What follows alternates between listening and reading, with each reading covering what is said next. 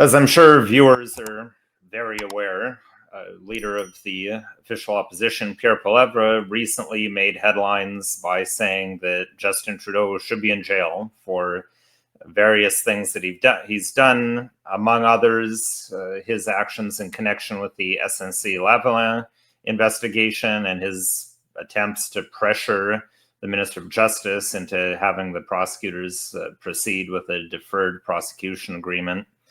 So this week on Don't Talk TV, we'll take a quick look at, was Mr. Poilievre out of line to make that suggestion, as legacy media and his political opponents would have it?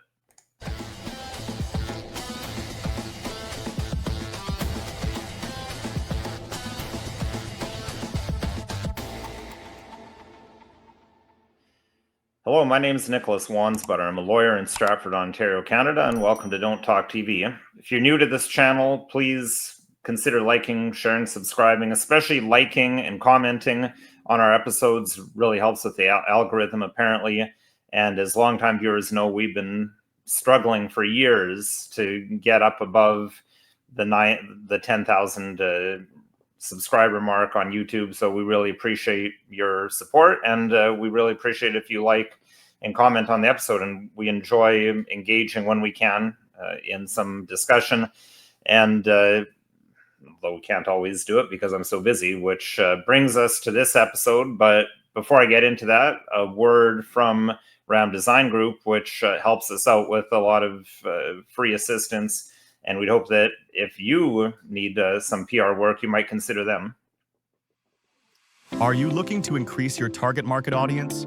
Reach and/or engage with current or potential clients on social media? Or are you simply looking to rebrand or revamp a current or up-and-coming company or business? Well, look no further than RAM Design Group, Inc., your public relations insurance plan for your next company event, new product launch, or marketing campaign overhaul.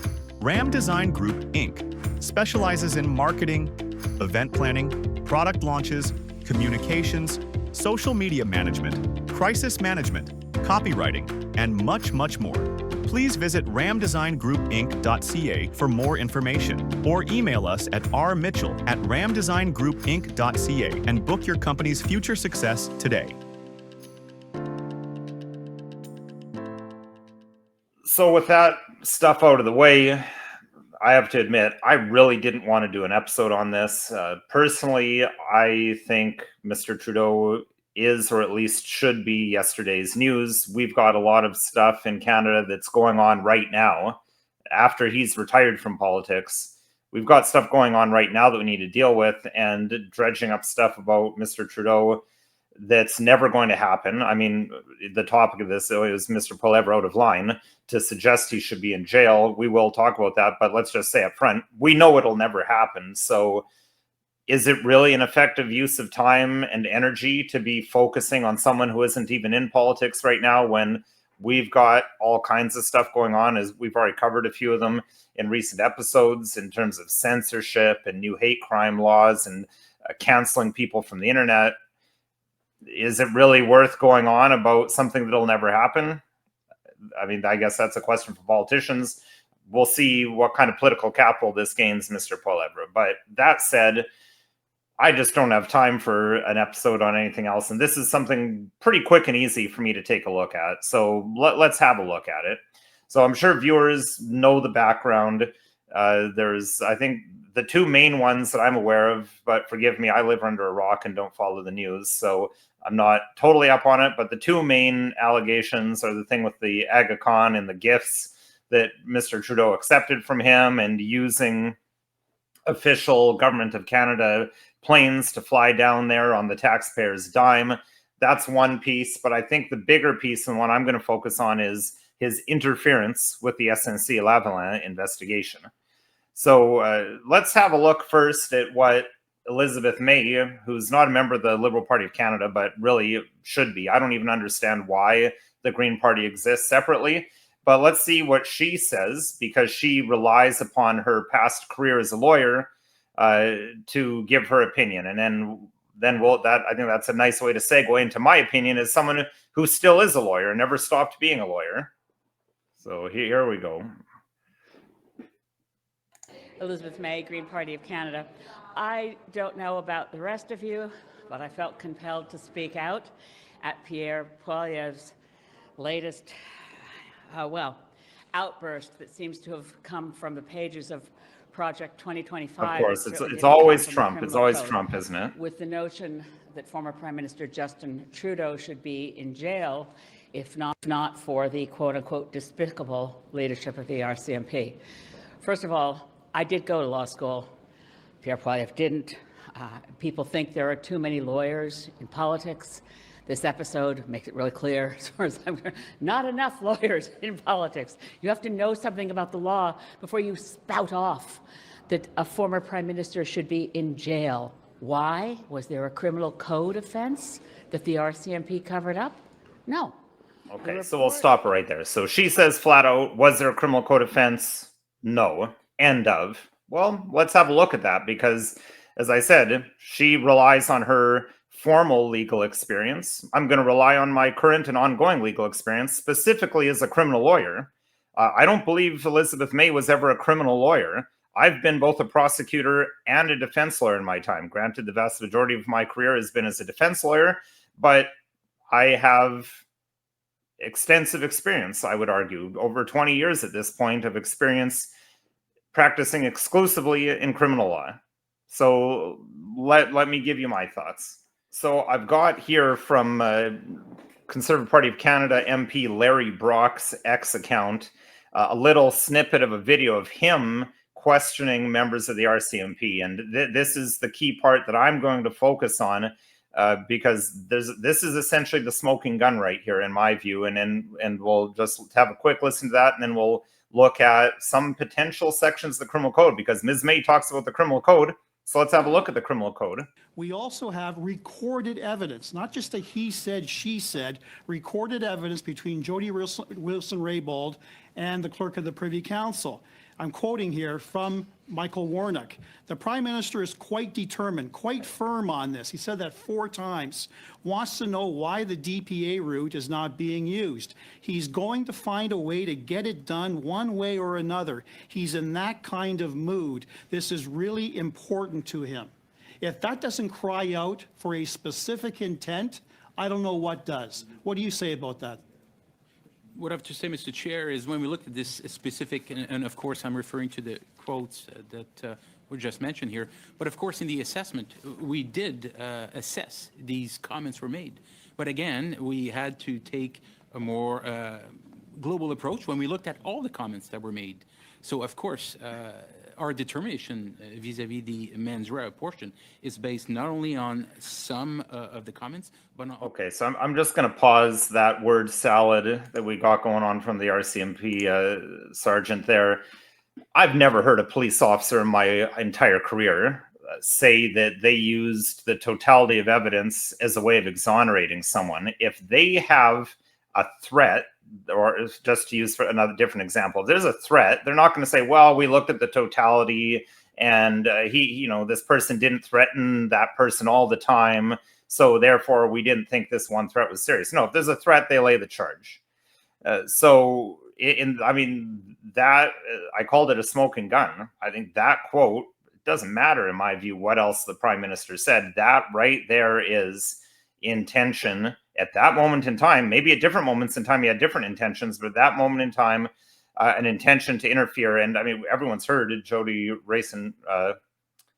Wilson-Raybould's commentaries and about the pressure she felt.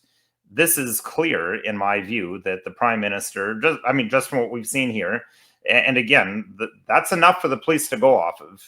I see it all the time. I've been seeing it for 20 years. The police would normally lay charges in a situation like that and say, well, that's for the court to decide or the prosecutor to decide, looking at the totality of the evidence, whether they can actually prove beyond a reasonable doubt. But we have reasonable and probable grounds from this piece to lay the charge. So now we get to the real question, are there criminal code offenses that could apply? Pache, what Ms. May has to say. So let's go straight to the criminal code, as I am wont to do. But politicians, in fairness to Ms. May, Yeah, she didn't quote the criminal code. Neither did Mr. Poilievre, and I think it would have been good if he actually did. But we can have a look at that. So what have we got here? Corruption and disobedience, Section 119. Everyone is guilty of an indictable offense and liable to imprisonment for a term exceeding 14 years, not exceeding 14 years, who, being the holder of judicial office or being a member of parliament or a member of legislature of a province, so member of parliament, prime minister is a member of parliament, if they directly or indirectly corruptly accept, obtain, agrees to accept, or attempts to obtain for themselves or any other person any money, valuable consideration, office, place of employment. Valuable consideration. I would suggest that securing a deferred prosecution agreement rather than actual prosecution is very much valuable consideration for a corporation like SNC Lavalin, or in respect of anything done or omitted to be done in their official capacity. So I would submit that Section 119 sub 1, that may well apply. I don't think we're talking about specific bribery under Section 122 or frauds on the government per se, but if we go down here to Section 122, breach of trust by a public officer, every official who, in connection with the duties of their office, commits fraud or a breach of trust, whether or not the fraud or breach of trust would be an offense if it were committed in relation to a private person, is guilty of an indictable offense, maximum sentence 5 years, or summary conviction. So I would submit the prime minister is clearly an official, and I would submit that it's a breach of trust. It's a breach of the public trust to be interfering with the Minister of Justice, interfering with a criminal investigation, especially when it's people that you have a vested interest in, being SNC Lavalin, being Quebec. Prime Minister was a member of Parliament from Montreal. I mean, you all know the story. I would submit that this is another clear possibility right here.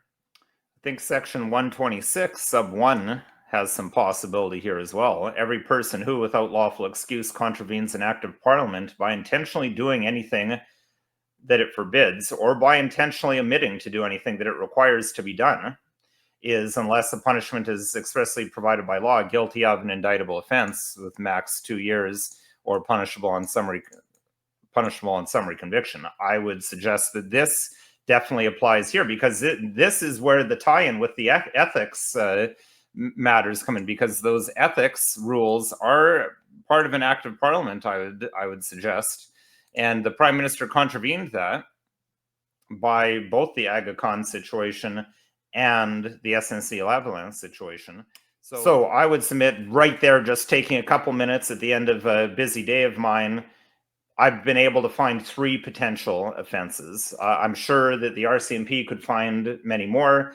I would also be very confident in saying that if you or I did these sorts of things, we're trying to interfere, if we actually had the power and we're trying to interfere with an investigation like that, we would be in jail. I would further suggest that if a Conservative Party of Canada member, I'm no fan of the Conservative Party. I think I've even suggested, I think there's somewhat of a uniparty with the Liberal Party of Canada.